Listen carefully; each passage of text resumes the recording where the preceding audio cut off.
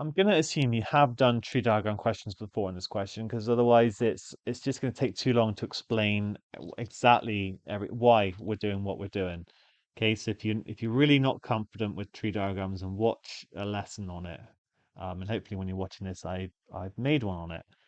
So um, Kirsty either travels by bus or walks when she visits the shops. Probabilities that she catches the bus to the shops is 0.3, and that's indicated here. And the probability that she catches the bus from the shops is 0.8. So she's going to the shops and then from the shops. We're asked to complete the tree diagram. Now, the first thing to be aware of is that there's a probability scale where 0 is impossible and 1 is certain. And then we get numbers in between. So the probability she catches the bus is 0.3 here. Now, it must be that she catches the bus or walks. So it must be certain that she does one or the other. And so they must add to give 1. And the probability that she walks is therefore 0.7, because these two added together to give 1. You can also do 1 minus 0.3, of course. We're told the probability she catches the bus from the shops is 0.8. So I can put a 0.8 straight in here. And then these two must now add to give 1. So this is 0.2.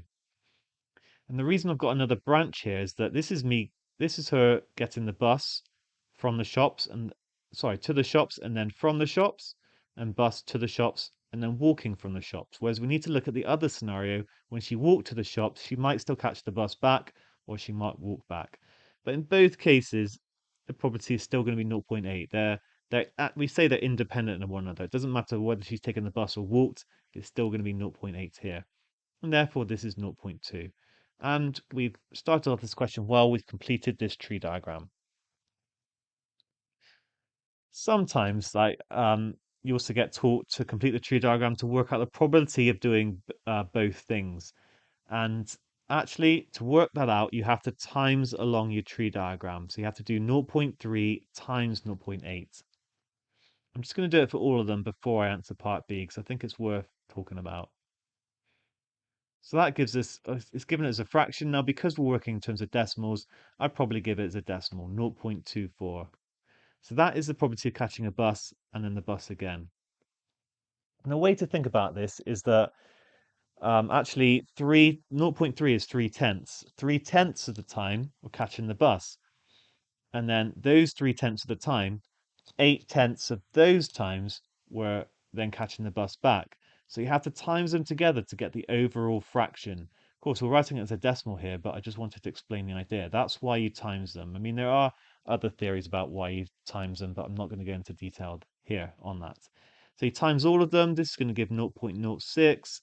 It's going to give 0.56. And although it's not relevant to do, it's not important to do this for the whole question, it's quite good to get into the habit of just doing that, because it will also help you to remember to just times them. Okay, finally, so we're asked to show the probability that Kirsty walks at least one way is 0.76.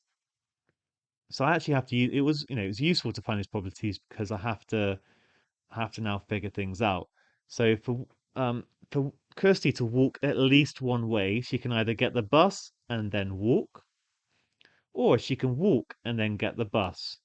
But because it's at least one way, we also want to include her walking both ways, which means she could walk there and then walk back. And for these, we actually have to add the probabilities. It's all of these possibilities, because these are ands. It's bus and bus, but these are or. She might bus walk, or she might walk bus. It's important to know we times along the tree diagram, but then we add the probabilities to look at the different situations. So it's 0.06 plus 0.56. I've shown enough working here. So remember, it says show that question plus 0.14. And if you add these together, it's 0.76. I think it's fine to leave it like that. I could write the probability, I could write this in there as well, but it's already written.